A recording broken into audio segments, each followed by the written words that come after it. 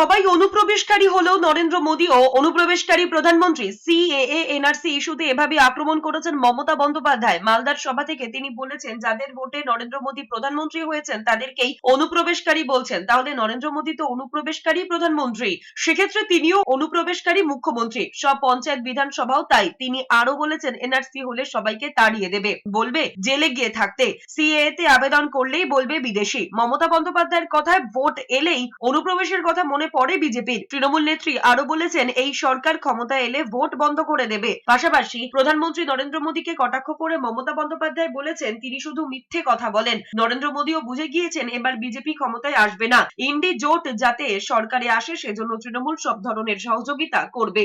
আজকে ভোটে জিতে এলো এতদিন আপনাদের ভোটে, তখন তারা অনুপ্রবেশকারী ছিল না?